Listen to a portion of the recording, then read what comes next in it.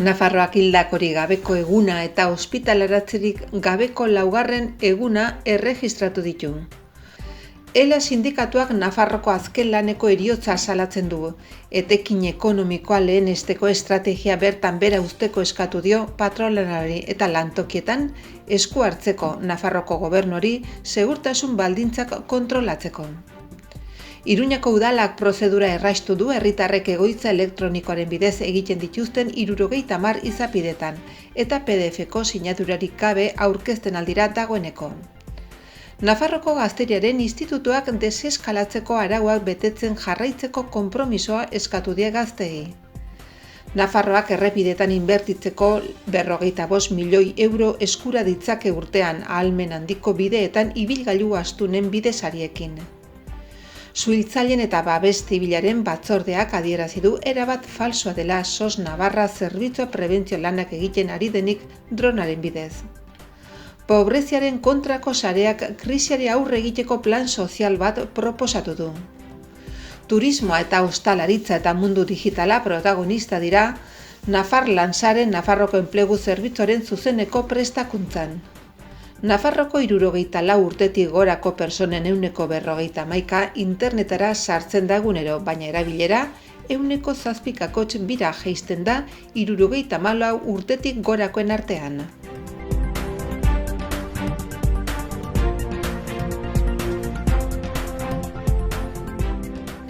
Azken 24 ordutan, Nafarroan ez da inor hil koronabirusa jota. Hartara, orain arte erregistratu dituzten hildakoak 503 dira. Epidemia hasi zenetik 8.335 dira, osasunbideak baieztatu dituen positiboak. Hoietatik 5.178 PCR frogaren bitartez egindakoak eta 3.157 antigorputzen testaren bitartekoak. Positibo aktiboi dagokionez 3.927 dira orain ofizialki zenbatutakoak, aurreko egunean baino 112 gutxigo. Eritasuna gainditu dutenei dagokionez 3.905 hartu dute alta epidemiologikoa, hoietatik 154ak azkeneko ordutan. ELA sindikatua jakin ahal izan duenez pertsona bat hil zen atzo, kamioi batek harrapatuta Beriaingo ezkerraldea industrialdeko enpresa baten lanean ari zela. Ezer baino lehen ELAk bere gaitzespena adierazi nahi du azken ezbeharraren aurrean eta hildakoaren gertukoei babesa eta elkartasuna adierazteko mezua bidali nahi die. 2020an Nafarroan hilden 5. biktima da, 28 guztira Euskal Herri mailan. Gogoratu behar da, pasaden larunbatean 100 egun bete zirela Zaldibarko zabortegia erori zenetik eta tona hondakin artean 2 pertsona lurperatuta daudela oraindik ere. ELA sindikatuak gogorazi du ezbehar tase goranzko joera dutela Nafarroan 130 igo dira, lan istripuak 2012tik eta 150 pertsona baino gehiago hil dira azken 10 urteetan beren lanpostuetan. Gainera azken urteetan ikertutako ezbeharren 40% segurtasun neurri faltagatik gertatu dira. Hori guztia lanbide gaixotasunen azpia aitorpena kontuan hartu gabe izan ere, lan istripuz hildako pertsonen bakoitzeko 35 heriotza gertatzen dira lanarekin lotutako patologien ondorioz. Eta gaixotasun arruntagatiko baja egunen erdiak lan baldintzekin lotuta egongo lirateke. Egoeraren larritasuna 2008ko krisiaren ondoren hartutako neurrien emaitza da. Etekin ekonomikoa segurtasunaren eta osasunaren aurretik lehenesten jarraitzen du patronalak. Enpresek errentagarritasuna handitzen jarraitzen dute prebentzioan desinbertitzearen kontura, eta horrek plantillak arriskuan jartzen dituzte ez betetzeak agertzea dakar. Horren aurrean, ELA sindikatuak behin eta berriz eskatu du 50 pertsona sartzea lan ikuskaritzaren bitartekoak Europar Batasunarekin parekatzeko hala ere, Nafarroko gobernuak behin eta berriz baztertu du aukera hori. Patronalarekin bat eginez eta bere estrategiaren konplize agertuz. Hori agerian geratu da gaur egungo osasun krisialdian, izan ere orain arte ez da enpresarik zigortu koronabirusaren aurkako segurtasun neurriak ez betetzeagatik. Egoera horretan, Ela sindikatuak patronalari eskatu dio behingoz alde batera uz dezala langileentzako ondorio suntsitzaileak ekarriko dituen zorigaiztoko estrategia hori eta gobernuari eskatu dio agintaritza publiko gisa jardun dezala eta behingoz esku har dezala lantokietan plantillen segurtasun baldintzak kontrolatzeko. Iruñeko udalaren egoitza elektronikoan 70 izapide gehiago aurkez daitezke dagoeneko PDF-ko sinadurari gabe. Hoien prozedura eta izapidetze telematiko erraistu dira, izan ere PDF-ko sinadurarik beharrez duten izapide hauek identifikazio ziurtagiri bat eskatzen dute haietan sartu ahal izateko eta ondorioz ez da beharrezkoa eskabidearen PDF-a jaitsi, bete sinatu eta berriro online bidaltzeaz erregistro telematikoaren bidez. Izapidearen hasieran hura aurkeztu behar duenari identifikatzeko eskatzen zaio, dela ziurtagiriren bidez, pasaitzaren pinaren bidez eta bar. Hortik aurrera morroi batek laguntzen du kasu bakoitzeko izapide zehatza eskatzeko urratsak egiten. Azken urratsean eskabidea zuzenean bidaltzen da erregistro telematikoara, beraz, tramite hori egin dutenek ez daukate eskabidea sinatu beharrik. Aurrez identifikatu behar izan baitute. Aldaketa hauek egin aurretik azken urratsa amaitzeko eskabide orokorra sinatu eta aurkeztu behar zen. Hurrengo fase batean beste 16 izapide gehiago txertatu nahi dira, PDF-ko sinadurari gabeko izapiden modalitate honetan. Hoien artean daude adibidez bizilagun txartelaren eta aparkatze mugatuko eta murriztuko jarduera txartelaren eskabideak. Udalaren zirkulazio salaketen aurkako alegazioak. Zirkulazio isunaren aurkako errekursoa, oharrak, kexak edo salaketak, edo gas isurpenak naiz usainak direla eta edo animaliek eragindako enbarazuen ondoriozkoak, eskabide orokorrari loturiko PDF-ko sinadura behar duten izapideak dira oraindik ere eta eskabidea betetzeko laguntzako morroiaren sistema dute, baina eskabidea jaitsi eta sinatzea eskatzen dute, ondoren erregistro telematikoan aurkezteko. Iruñeko udalak bere egoitza elektronikoa hobetzeko eta eguneratzeko lanen segitzen du izapideak gero eta modu erraxagoan agiri gutxiagoarekin eta denbora laburragoan egin ahal izan daitezen herritarrei kudeaketa arintze aldera. Asmoa da izapide guztiak PDF-ko sinadurik gabeko modalitatean egin ahal izatea, erraxago eta zuzenago azken finean. Nafarroko Gazteriaren Institutuak deseskalatzeko arauak betetzen jarraitzeko konpromisoa eskatu die gazteei. 2 metroko distantzia soziala mantentzeko beharra gogorarazi die eta kanpaina bat abiatu du gazteek osasun arauak betetzen dituztela erakusteko. Nafarroko gobernuak 55 milioi euro eskura ditzake urtean, egun emakidarik ez duten ahalmen handiko bideetan, hau da, A10, A15, 121 A-errepide nazionala, A1 eta A60, ibilgailu astunentzako bidesaria ezartzen bada. Aukera horri esker premiazko lana finantzatu ahal izango lirateke hurrengo urteetan, hala nola Belateko eta Almandozko tunelak bikoiztea. Europako Batasunak eskatutako jarduera 121 A-errepidean, 2+1 bidean bihurtzea eta 5 errepide horiek mantentzea. Suhiltzaileen eta babes zibilaren batzordeak adierazi du erabat falsoa dela SOS Navarra zerbitzua prebentzio lanak egiten ari denik drona baten bidez. Suhiltzaileen eta babes zibilaren batzordeak adierazi duenez guztiz falsoa da.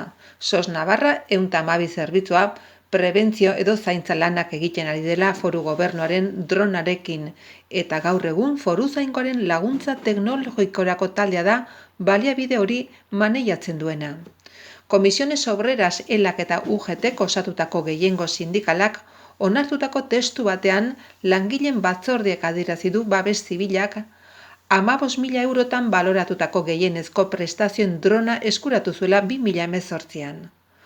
Ordainketa garrantzitsua da, hala ere aparatu hori gordeta egonda azken 2 urteetan erabili gabe. Are gehiago, trebatzeko prestakuntza jaso zuten 6 funtzionarioek titulazioa galdu dute. Drona pilotu ez dutelako eta entrenamentua eskatutako epean berritu ez dutelako adierazi dute sindikatuek. Bere ustez, baliabiderik ez erabiltzeagatik xahutze hori Nafarroko gizarteak azalpen bat eskatzeko orduan ondo egingo luken burugabekeria bada. Era berean, Comisiones Obreras, ELAk eta UGTek azaldu dutenez, maiatzaren 6an, Navarra.es atariaren bidez aipatu drona martxan jarri zela jakinarazten zen babes zibilak foruzaingoarekin elkarlanean koordinatutako proiektu pilotu baten bidez. Oharraren idazketa ikusita aditzera ematen zen SOS Navarra 112 zerbitzuko aretotik prebentzio edo zaintza lanak egiten ari zirela eta hori guztiz falsoa da azaldu dute.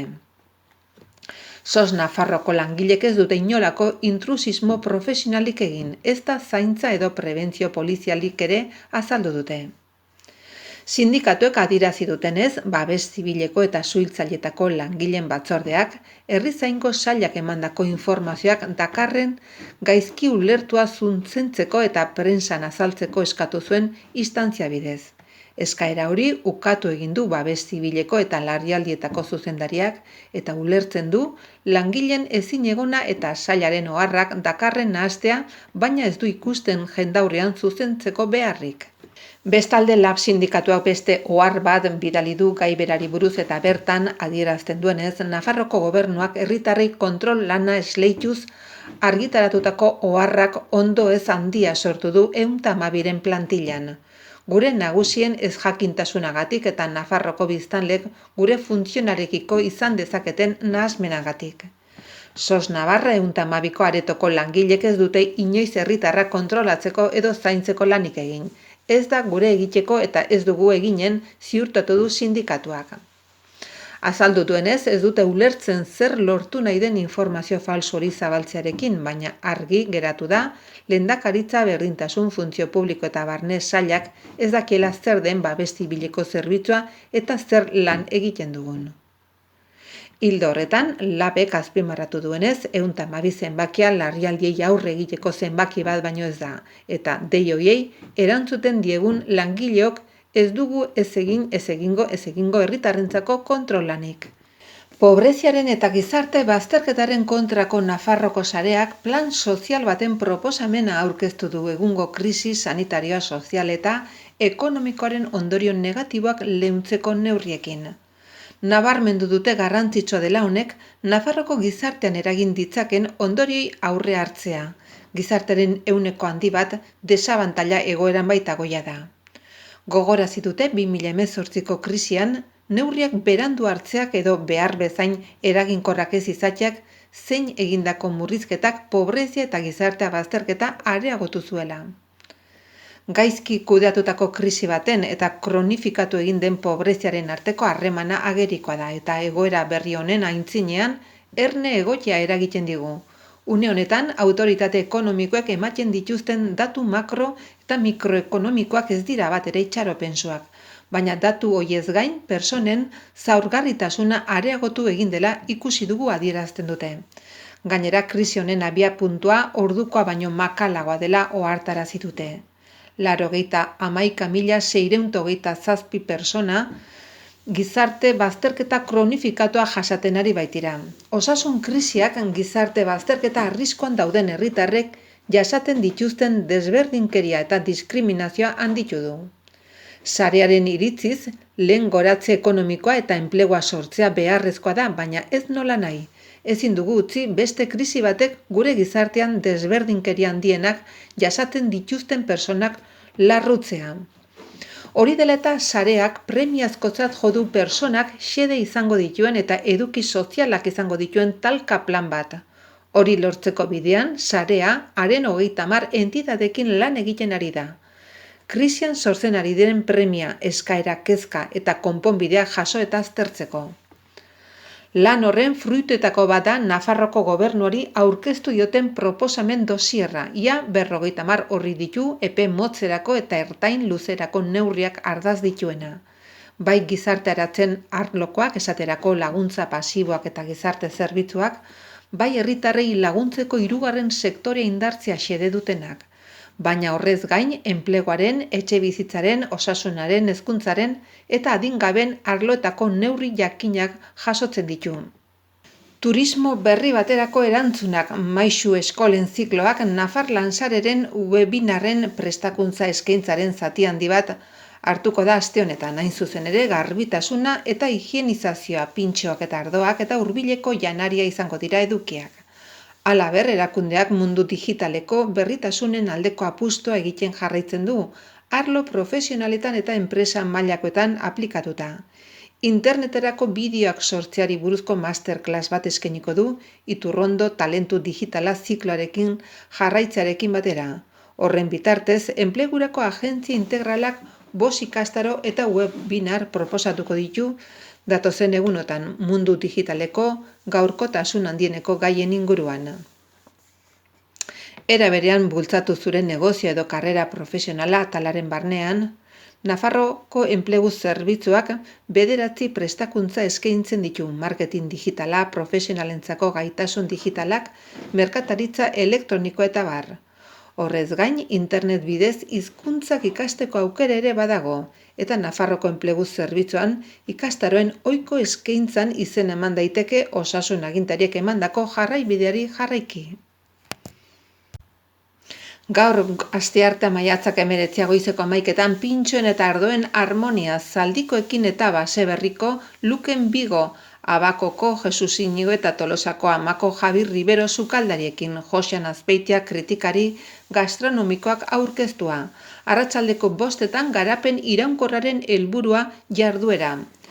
Asteazkenean maiatzak 20ean goizeko 10etan Iturrondo talentu digitala, eraldaketa digitalak enpresi nola lagun diezaioken koronavirusaren testu inguruan. 11etan kudeaketa ekonomikoa krisi garaian Filo Valero eta Beatriz Blaskorekin. Arratsaldeko 5etan establezimendu turistikoen garbiketa eta higienizazioa, sukaldea, gelak eta bainugela kostalaritza eta turismoko elkartearekin eta zernatekin. Arratsaldeko 6:30 interneterako bideoak sortzeko gakoak Andres García de la Ribaren eskutik gidoilaria eta komunikazioko arduraduna da. Ikusentzunezko eduki partekatuena nola eraiki eta sare sozialetan zer nolako elkarregite gehiago sortzen duen azalduko du. Osteguna maiatzak 21 goizeko 11etan kilometro zeroko sukaldaritza edo hurbileko sukaldaritza zaldikon eskutik Leandro Gil eta Luis Salcedo sukaldariekin eta maskarada, biotraila eta lakeseriako ekoizlekin. Josean Azpeitia kritikari gastronomikoak aurkeztuta.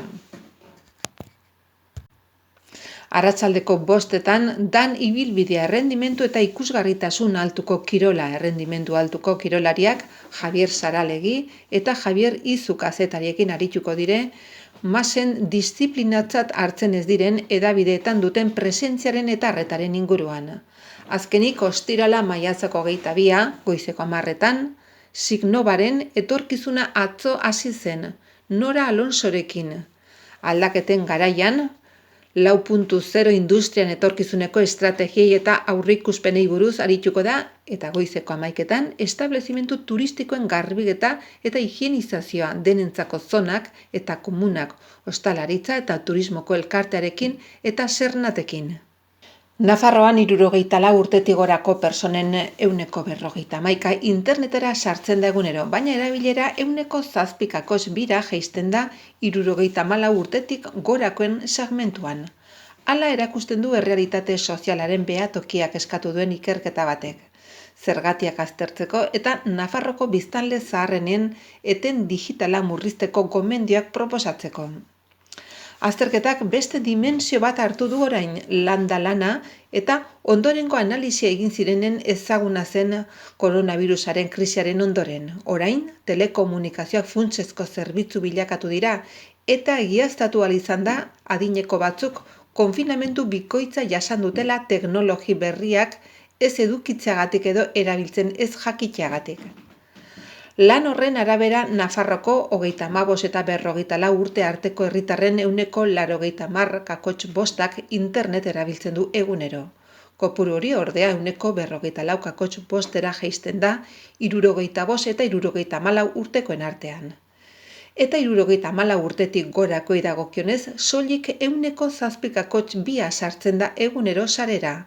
Estadistikako Institutu Nazionalak 2019an teknologi berrien erabileraren inguruan egindako inkestaren arabera. Ikus daiteken moduan eten digitala gero eta handiagoa da 74 urtetik gorako personen artean. Soilik 12% erabiltzen ditu WhatsAppa edo bat-bateko mezularitzako bestelako zerbitzuak. 9%ak albisteak edo gaurkotasuneko gaiak irakurtzen ditu sarean. 7%bik osasun gaiei buruzko informazioa bilatzen du eta 6% inguruk posta elektronikoa jasotzen edo bidaltzen ditu. Adin horietako personen 4% baino gutxiagok sareko bestelako zerbitzuak erabiltzen ditu, hala nola, bideo-deiak, sare sozialak, online ikaskuntzak, banku elektronikoa, online musika edo lainoan biltegiratzea. Azterketaren arabera, Nafarroko 70 urtetik gorako herritarrek teknologi berrien gaineko prestakuntza, azpiegiturako sarbide publikoa, ekipoak eta konexioa, eta sareko segurtasuna eskatzen dituzte gainerako biztanekiko etena murriztearren. Elkarrizketetan parte hartu duten personek adierazi dute internet batez ere komunikazio personalerako erabiltzen dutela, senitartekoekin ikasten dutela bereziki eta faktore ekonomikoa beste erakozpen badela gailuetara eta sarera sartzeko. Internetaren unibertso birtualean beldurraren edo babesgabetasunaren sensazioa izateaz gain. Azterketa egiteko, Nafarroko agente sozial ezberdinek hartu dute parte esate baterako gizarte zerbitzuak osasun etxeak 3. adinean, espezializatutako zerbitzuen enpresak, erakunde sozialak, egoitzak, eguneko zentroak edo teknologi berriak sartu dituzten eta 70 urtetik gorako personengan sartzeko zailtasunak detektatu dituzten zerbitzu enpresak. Azterketa osagarrian 25 elkarrizketa egin ziren herri hauetan. Barañain, Zintruenigo, Lizarra, Faltzes, Zangoza eta Doneztebe.